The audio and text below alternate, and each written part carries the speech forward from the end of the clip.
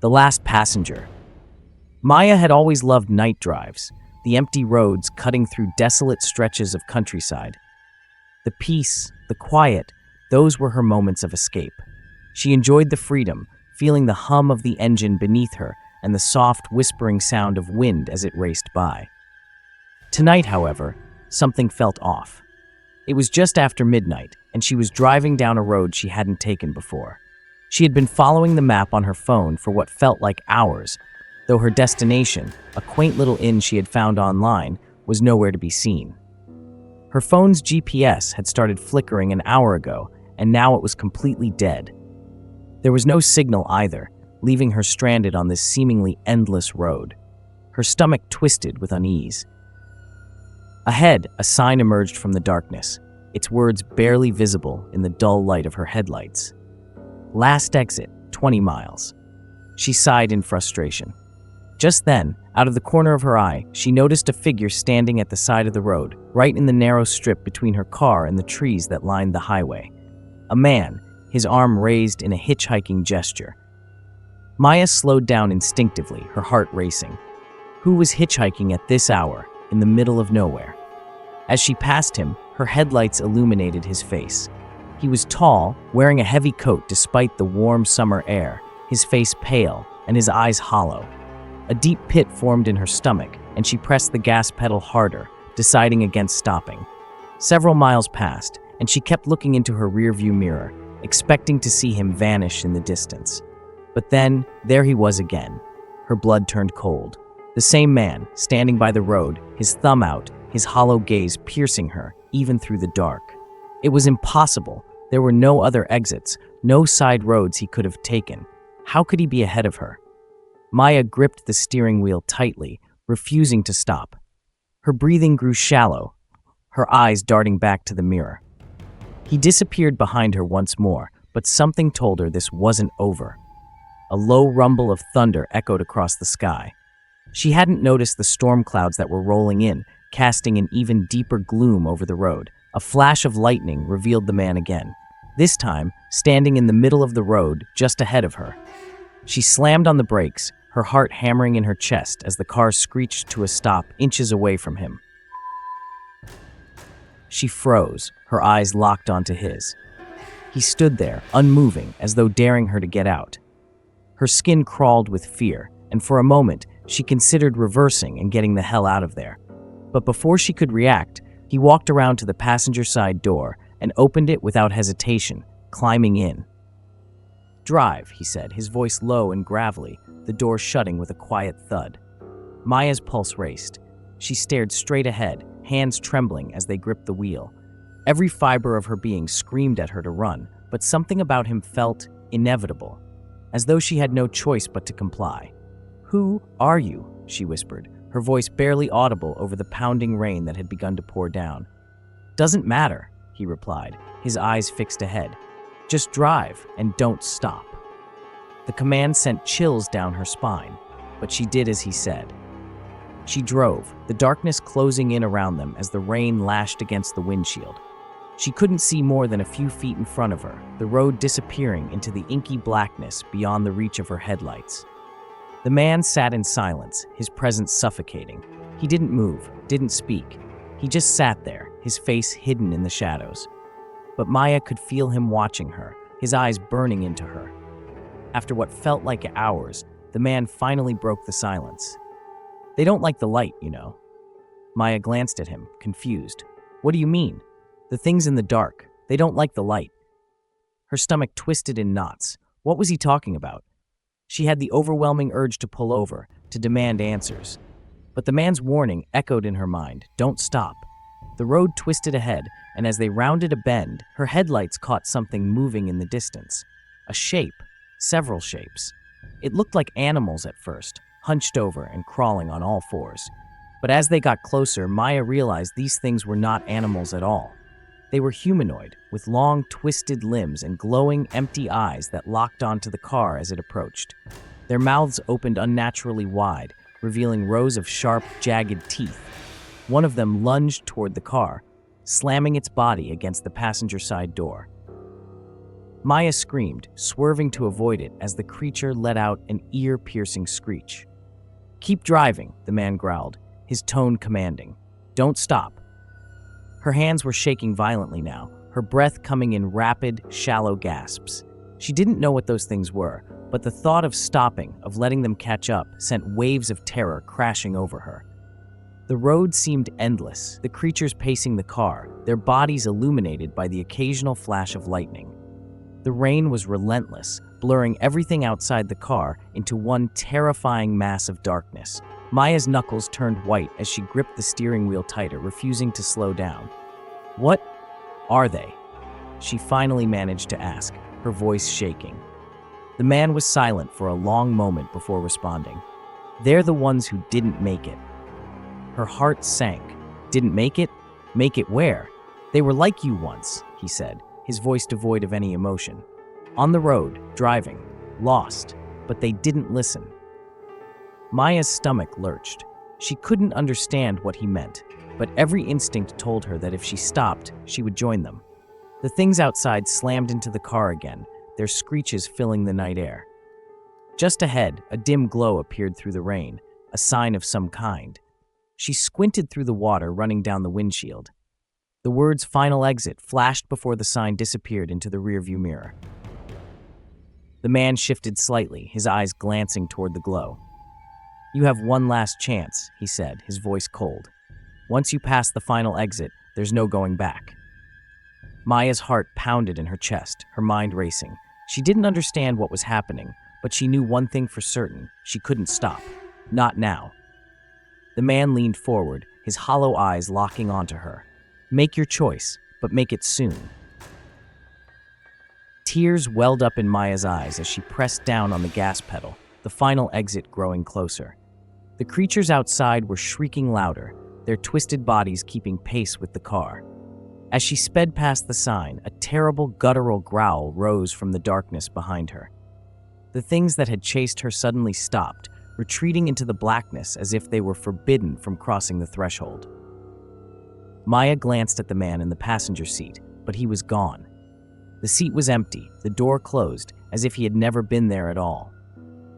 She kept driving, tears streaming down her face, her mind unable to process what had just happened. The road stretched out ahead of her, empty and endless, but now she was completely alone. The silent woods. Jake's truck rumbled along the isolated dirt road, its headlights slicing through the pitch-black night. His hands were tense on the wheel as the trees on either side grew thicker, their twisted branches reaching overhead like skeletal arms. This was no ordinary forest. It was the Silent Woods, so named for the eerie, unnatural quiet that lingered there. No birds, no rustling leaves, not even the sound of insects. Just silence. He had heard the rumors about the place, tales passed down from locals about people disappearing, strange sounds, and sightings of something lurking in the woods. But Jake was a skeptic. He worked as a freelance photographer, always chasing that next story, that perfect shot.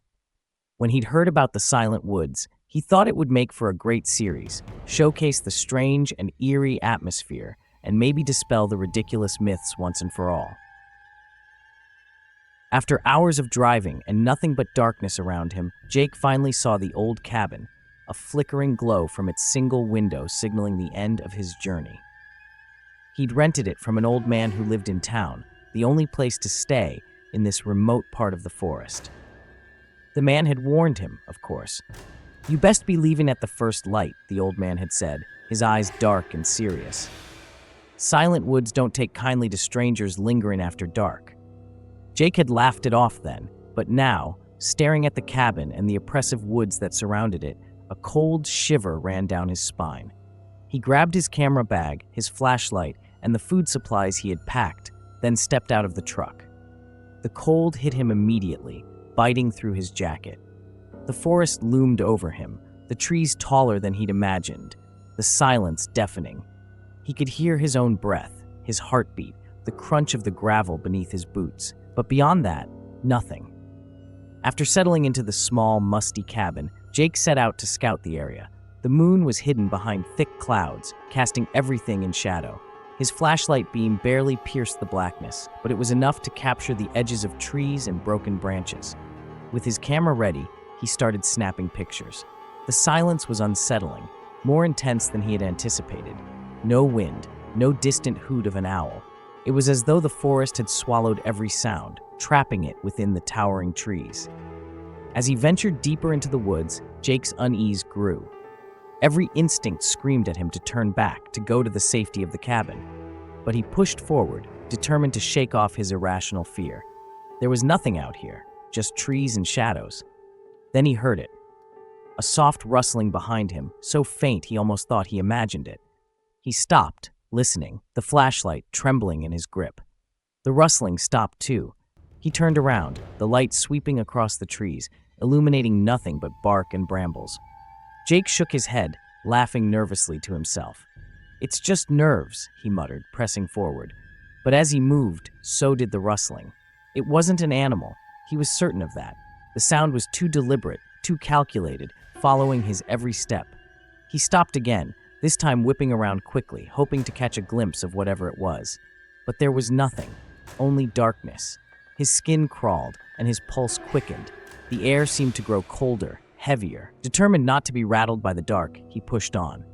Yet the feeling of being watched, followed, grew stronger. His mind started racing, conjuring images of the things the locals had warned him about. Dark shapes, figures in the woods, stalking those who dared enter after nightfall. His flashlight flickered, then dimmed. Jake froze. No, he muttered, tapping it desperately. The light sputtered back to life for a moment, then blinked out entirely, plunging him into absolute darkness. For a long moment, he stood completely still, holding his breath, listening. And then he heard it again, the rustling. But this time, it was closer, much closer. His heart hammered against his chest as his eyes strained to adjust to the darkness. The trees seemed to close in around him, their gnarled branches twisting like claws in the shadows. "Hello," Jake called, his voice cracking with fear. The silence swallowed his words, offering no echo, no response. Suddenly, something cold brushed against the back of his neck. Jake yelped, spinning around, only to find empty space. His breathing was ragged now, panic setting in. He had to get back to the cabin. He had to get out of these woods. He started walking quickly, trying to remember which direction he had come from, but everything looked the same. His mind was a blur, his feet stumbling over roots and stones. The rustling followed, louder now, as though something was rushing through the trees, closing in on him. He broke into a run, his legs pumping, his breath coming in short gasps. Branches whipped at his face, his arms, but he didn't care. He had to get out. He had to. A shadow darted across his path, just ahead. Jake skidded to a halt, his heart slamming against his ribcage. He could barely make out the shape, a tall, dark figure standing just beyond the trees, its eyes glowing faintly in the pitch-black night. The figure moved toward him, slow and deliberate. Jake turned and ran in the opposite direction, not caring where he was going, only that he needed to escape. His lungs burned, his legs ached, but he didn't stop. The rustling followed, faster now, accompanied by faint, heavy breathing, as though whatever was chasing him was closing in. The cabin, it came into view, its dim glow barely visible through the trees. Jake surged forward, hope rising in his chest. But just as he reached the clearing, something cold and sharp grabbed his ankle, yanking him to the ground. He hit the dirt hard, his head spinning, pain shooting through his body. He scrambled to his feet, but whatever had grabbed him still held tight, dragging him backward. He kicked and thrashed, but it was no use. The force was too strong, pulling him into the shadows. And then he saw it. A face. Pale, gaunt, eyes hollow and black, lips twisted into a grotesque smile. The thing was human, or it had been once. But now it was something else, something monstrous. Its fingers dug into his skin, sharp as knives, its breath rancid and cold. Jake screamed, his voice echoing through the silent woods. The last thing he saw before the darkness swallowed him was the figure's smile growing wider, its eyes gleaming with hunger. The next morning, the old man from town drove out to the cabin to check on Jake, as he had promised. But when he arrived, the truck was there, parked and untouched, the cabin door wide open. He called out for Jake but received no answer. The old man knew better than to step into the woods. He had seen too many people vanish without a trace. With a heavy sigh, he got back into his car and drove away, leaving the silent woods to claim its newest victim. No one ever found Jake's body. Just like the others before him, he had disappeared, becoming another story, another warning for those foolish enough to venture into the silent woods after dark. But sometimes, on quiet nights, you can still hear the rustling of leaves in the windless air, and the faint, desperate cry of someone who never made it out. The terror on Raven Trail. I just wanted a peaceful weekend, a break from work, people, and the constant noise. The past few months had been a relentless grind, and I craved solitude. So I decided to head out for a quick camping trip. I found this place online, a remote spot called Raven Trail, tucked away deep in the forests of Oregon. The site was advertised as quiet, isolated, and far enough off the beaten path to guarantee solitude, perfect for what I needed.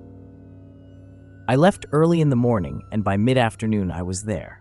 The drive to Raven Trail was eerie in itself. The highway gradually disappeared into a winding dirt road, trees towering on either side, their branches knitting together overhead. There was no one around, no other cars, no hikers, no one. I finally reached the clearing. It was a small patch of land surrounded by dense forest, and I could just barely hear the distant hum of a river somewhere far off. It was perfect, just me and nature. I pitched my tent, set up a small fire pit, and began to settle in for what I thought would be a relaxing weekend. But as I unpacked, something caught my eye. A metallic glint in the grass near the base of a tree. At first I thought it was trash, maybe an old beer can left by a careless camper. But when I bent down to pick it up, I realized it was something else entirely. It was a small camera, the kind you see used for wildlife tracking, except it wasn't mounted to anything. It just lay there, half buried in the dirt, facing directly toward my campsite. I figured maybe someone had dropped it or forgotten it, so I picked it up. That's when I saw the tiny red light blinking on the side. The camera was on. Everything was being filmed. My first instinct was to drop it, but curiosity got the better of me. I examined it closely. It was a modern, high-tech model, and it was actively recording. My stomach churned. Why? Why would someone set up a camera in the middle of the forest, right where I was camping? It did not make any sense at all. Everything pointed towards something sinister. I told myself it was nothing, a misplaced wildlife camera, or maybe part of a research project. But still, something about it felt off. I was not convinced at all with my self-conviction effort. Then I saw another one. This one was up in a tree, cleverly hidden, its lens aimed directly at me. Now it was as clear as daylight. The object of the recording was me. My heart began to race. 2 cameras. What were the chances? This wasn't just an accident. I was being watched. I was sure about that. The burning question was, by who and why? Why would someone want to watch me, stalk me? What were his or their intentions? I quickly glanced around, scanning the trees for any sign of movement. The wind rustled the leaves, but otherwise, everything was still. Too still. I shoved the camera into my backpack and walked the perimeter of my campsite, my nerves on edge. That's when I noticed a third camera, this one farther back in the woods, almost hidden under a pile of leaves. Someone had deliberately placed these cameras here. I didn't know what to do. Part of me wanted to pack up and leave immediately, but the rational part of my brain kept whispering that I was overreacting. Maybe it was some weird prank or a forgotten research project. I decided to stay, just for one night. I would keep an eye out and leave first thing in the morning. But as I sat by the campfire later that evening, the unease wouldn't go away. The sun had set, and the sky was an angry swirl of dark clouds, threatening a storm. The wind had picked up, and the sound of distant thunder rumbled through the trees. The fire crackled, but the warmth did little to calm my nerves. Suddenly, a loud snap echoed through the forest, like the sound of a branch breaking. I froze. The sound was too close. I strained to hear anything else, but there was only the rustling of leaves in the growing wind. Then, another snap, followed by the unmistakable sound of footsteps crunching through the underbrush. Someone was out there. I shot up from the fire, my eyes darting toward the tree line. A shadowy figure stood just beyond the reach of the firelight, half hidden by the trees. They weren't moving, just standing there, watching. "Hey, who's there?" I yelled, my voice shaky. No response. The figure didn't move an inch. My heart pounded against my ribs as I stared, trying to make out any details. But all I could see was the silhouette, barely visible in the dim light of the fire. Thunder cracked, and suddenly the sky opened up. Rain began to pour down in heavy sheets, dousing the fire and plunging the clearing into near-total darkness. I scrambled to grab my flashlight, fumbling with it as water soaked through my clothes. When I finally switched it on and pointed it toward the trees, the figure was gone. I backed away, my mind racing. I needed to get out of there. The cameras, the figure, something was very wrong. I quickly gathered my things, shoving them haphazardly into my backpack. My hands trembled as I tried to pack up my tent, the rain making everything slippery and difficult to handle. Then I heard it again. Footsteps. Closer this time. I swung the flashlight around, my breath catching in my throat. The beam of light caught a glimpse of movement. Another figure, this one just a few feet away, standing at the edge of the clearing. Lightning flashed, illuminating the scene for a split second, and I saw them clearly. Two figures, their faces obscured by the shadows, standing there in the pouring rain. Panic surged through me. I abandoned my tent, grabbed my car keys, and sprinted toward my car, slipping in the mud as I went. The rain was coming down so hard now that I could barely see, but I didn't care. I had to get out. I reached the car, threw my gear in the back, and jumped into the driver's seat, slamming the door behind me. My hands were shaking so badly that I struggled to get the key into the ignition. After what felt like an eternity, the engine roared to life, and I peeled out of the clearing, my tires slipping on the wet dirt road. As I sped down the narrow trail, I kept glancing in the rearview mirror, half expecting to see those figures chasing after me. But there was nothing. Just the rain and the dark, winding road. My heart was still racing, adrenaline coursing through my veins. I didn't stop driving until I reached a small town miles away, drenched and exhausted. I pulled into the parking lot of a gas station and sat there for a while, trying to catch my breath, my mind reeling from what had just happened. I don't know who those people were or why they were watching me. I don't know what they wanted, and frankly, I don't want to know. All I know is that I'll never set foot on Raven Trail or any other secluded camping spot ever again.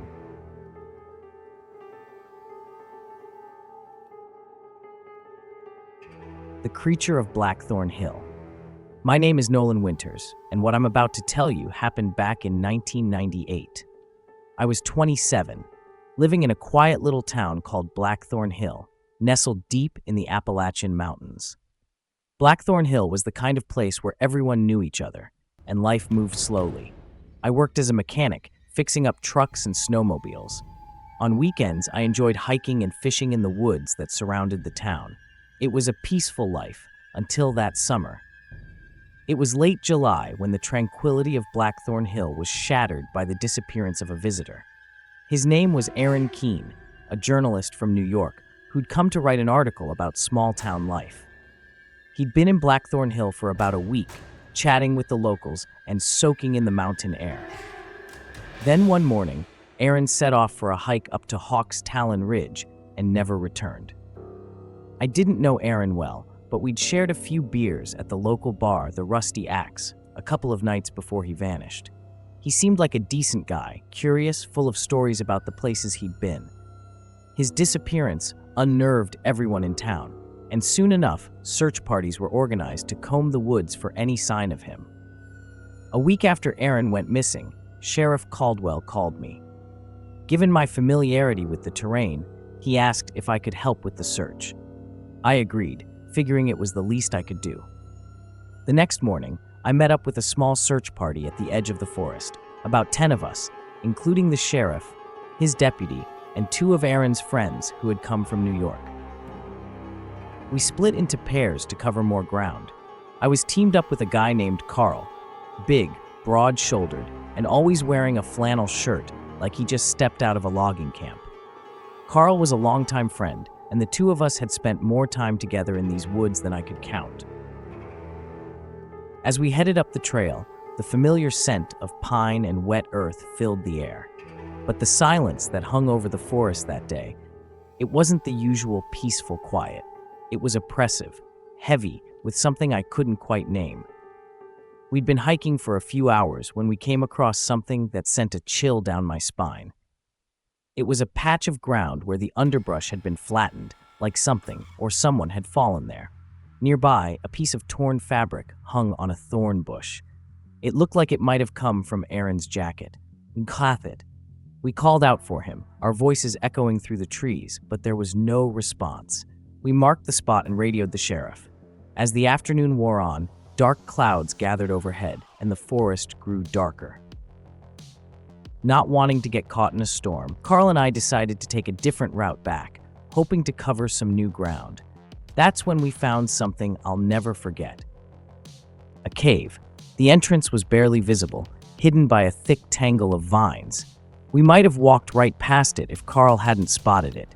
It wasn't wide, just big enough for a person to slip through. We exchanged a glance, both thinking the same thing. Maybe Aaron had taken shelter here, but the unease in my gut told me we shouldn't go in. "Think he's in there?" I asked, the hairs on the back of my neck standing on end. "Only one way to find out," Carl said, pulling out his flashlight. We ducked into the cave, Carl's flashlight beam cutting through the inky blackness. It was cold inside, the air damp and stale. We moved cautiously, the sound of our footsteps echoing off the stone walls. After a few minutes, the narrow passage opened into a larger chamber. That's when we saw it, Aaron's body. He was sprawled on the cold stone floor, his face drained of all color, eyes wide open in an expression of sheer terror. His clothes were torn, and there were deep, jagged scratches all over his arms and neck. But it wasn't just the sight of his body that made my blood run cold. It was the thing standing over him. At first, I thought it was a man, a tall figure hunched over Aaron's lifeless body. But as Carl's flashlight beam settled on it, I realized with horror that it was something else entirely. Its skin was pale, almost gray, stretched thin over its bony frame. Its limbs were impossibly long, ending in fingers that looked more like claws. And its eyes, sickly yellow, glowing in the dark like the eyes of a predator. Carl let out a low curse, backing up a step. "What the hell is that?" "I don't know," I whispered, barely able to find my voice. "But we need to get out of here." We moved slowly at first, not wanting to draw its attention. But as soon as we reached the cave's narrow entrance, we ran. The rain had started by the time we got outside, but we didn't stop. We didn't speak. We just ran, as fast as we could, until we were back at the trailhead. When we finally caught our breath, we radioed the sheriff. He arrived with his deputies a few minutes later. Carl and I told them what we'd seen, but when the sheriff and his men returned from the cave, they claimed there was no sign of the creature. They found Aaron's body, all right, but whatever had been standing over him was gone. The sheriff urged us to keep quiet about what we saw. He didn't want to cause a panic, said it was probably just an animal attack. But I knew better. So did Carl. In the days that followed, life in Blackthorn Hill returned to a semblance of normalcy, but the town felt different, tenser, more cautious. People didn't go hiking as much anymore. Kids weren't allowed to roam the woods freely. The local businesses suffered as fewer tourists came through. Then, a few weeks later, another hiker went missing. This time, it was a young woman named Alice, a local. They found her body in a different part of the woods, mutilated in the same way as Aaron's. Once again, the sheriff called it an animal attack, but by then the whole town was on edge. Karen was on edge. I couldn't shake the feeling that the creature was still out there, lurking in the shadows. I started having nightmares, always the same thing. Those yellow eyes, staring at me from the dark. I'd wake up drenched in sweat, heart pounding, the memory of that cave never far from my mind. One evening, Carl showed up at my house. He looked worse than I'd ever seen him. Dark circles under his eyes, his face pale. He sat down on my porch, lit a cigarette, and stared off into the distance for a long time before speaking. "I've been seeing it," he said quietly. "Out in the woods. Not up close, but I catch glimpses. It's still out there, Nolan." I didn't want to believe him, but deep down, I knew he was right. The next day, we went to Sheriff Caldwell, told him what Carl had seen and what I'd been dreaming about. The sheriff was skeptical, but he agreed to help us organize one last search, just the three of us. We set out at dawn, rifles slung over our shoulders, flashlights in hand, and ventured deep into the woods, back to that cursed cave. When we got there, the air inside was colder than before. As we stepped into the larger chamber, I felt a wave of dread wash over me. And then, from the shadows, it emerged. The creature. This time, we didn't run. We raised our rifles, but before we could fire, the thing moved, faster than anything I'd ever seen. It lunged at Carl, knocking him to the ground. The sheriff and I opened fire, the shots echoing in the cave like thunder. The creature let out an ear-piercing screech and collapsed. We didn't stick around to see if it was dead. We grabbed Carl and got out of there as fast as we could. I haven't been back to Blackthorn Hill since. But sometimes, late at night, I still dream about those yellow eyes watching from the dark.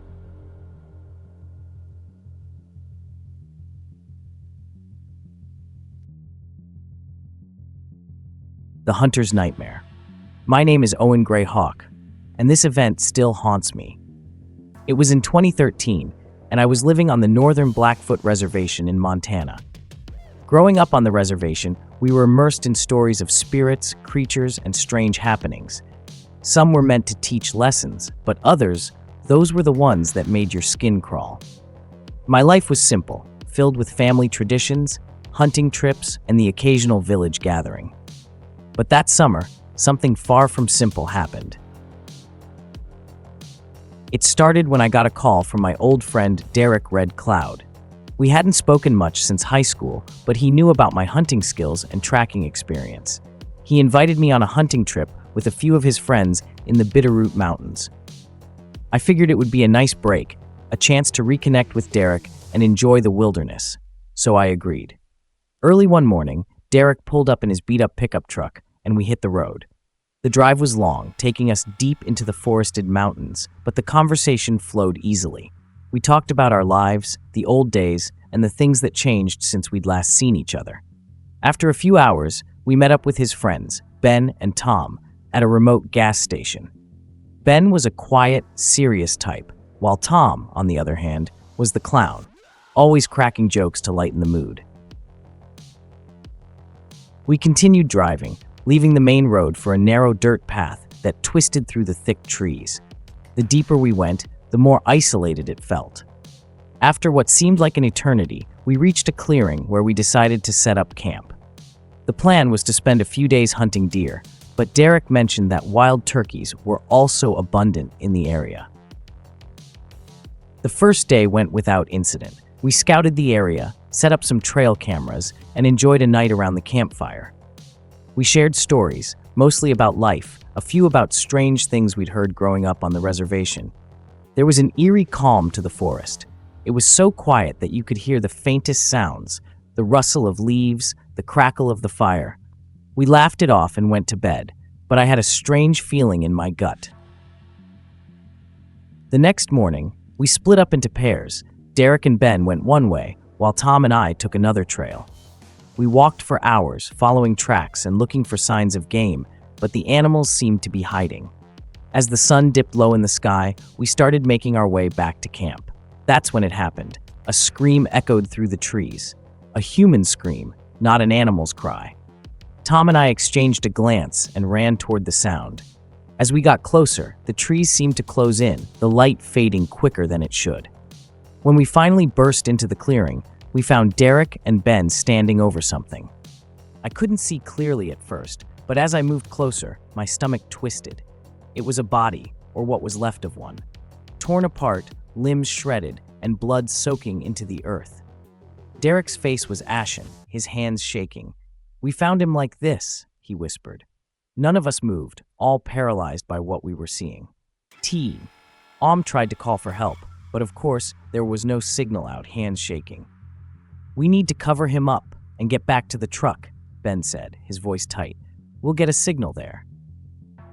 We dragged a tarp over the remains and started the trek back, but every step felt heavier than the last. Every sound made us flinch. The crack of a twig, the rustle of leaves. I kept looking over my shoulder, feeling eyes on us, though I saw nothing. By the time we reached the truck, Derek managed to get a weak signal and called the authorities. They told us to stay put while they sent someone. The wait was agonizing. We huddled around a small fire, backs to each other, rifles in hand. The night was unnaturally quiet, as though the forest itself was holding its breath. After what felt like hours, the headlights of a sheriff's truck cut through the darkness. Sheriff Joel Hawkins, an older man with a deep frown, took our statements. He pulled me aside, his voice low. "You ever seen something like this?" "No," I said, still shaken. "This isn't an animal. No bear could do that." He nodded grimly. "We'll be doing an investigation, but you boys should head back to town. Leave this to us." We packed up quickly and drove back to the gas station in silence. The weight of what we'd seen hung over us like a dark cloud. We promised to stay in touch, but I knew that none of us would be forgetting this anytime soon. For the next week, sleep was elusive. Every time I closed my eyes, I saw that body, ripped apart, lifeless. The worst part was the feeling that whatever did it was still out there, watching. One night, Derek called me. "Owen," he said, his voice shaking. "They found another body. Same thing, torn to shreds." A knot formed in my stomach. "What do we do?" "We need to go back," he said. "Figure out what's going on." Against my better judgment, I agreed. We met at Derek's cabin near the edge of the reservation. Ben and Tom were there too, looking as worn out as I felt. We gathered our gear, loaded our rifles, and headed back to the mountains. The forest felt different this time, oppressive. Every shadow seemed darker, every sound more sinister. We split up again, staying within earshot, but as the hours passed, we found nothing. Just as we were about to head back, a foul stench hit me, a smell so rancid it made me gag. It was faint, but unmistakable. Suddenly, Ben shouted. I ran toward his voice, heart pounding, and when I reached him, he was standing over another body. Fresh, blood still pooling around it. His face was pale, his eyes wide. "What's doing this?" he whispered. Before I could answer, a noise came from the trees behind us. We spun around, rifles raised, and in the dim light, we saw something moving. It was fast, unnaturally fast, darting between the trees like a shadow. We fired, but it didn't stop. We chased it, driven by fear and adrenaline, deeper into the woods. The trees grew denser, the light dimmer. We lost sight of the creature, but the feeling of being watched was stronger than ever. Then Derek screamed. We turned to see him on the ground, clutching his leg, blood seeping through his fingers. Whatever that thing was, it had struck him and disappeared into the darkness. We had no choice but to haul Derek back to the truck. The drive to the hospital was a blur, Derek's condition worsening with every passing minute. At the hospital, the doctors were baffled. His wounds looked like animal bites, but they couldn't identify the species. After we gave our statements to the authorities, they promised to investigate further, but I could tell they were as terrified as we were. Weeks passed, and the forest was silent. No more bodies were found, but the fear never left. Derek recovered physically, but he was a different person after that, withdrawn, haunted. None of us ever spoke about that night again, and we drifted apart, each of us carrying the weight of what we'd seen. Even now, years later, I can't shake the feeling that it's still out there, watching, waiting. The forest no longer feels like home, it feels like a trap. I rarely go hunting anymore, and when I do, I never go alone, because I know that somewhere, in the shadows, something is watching, waiting for its next victim.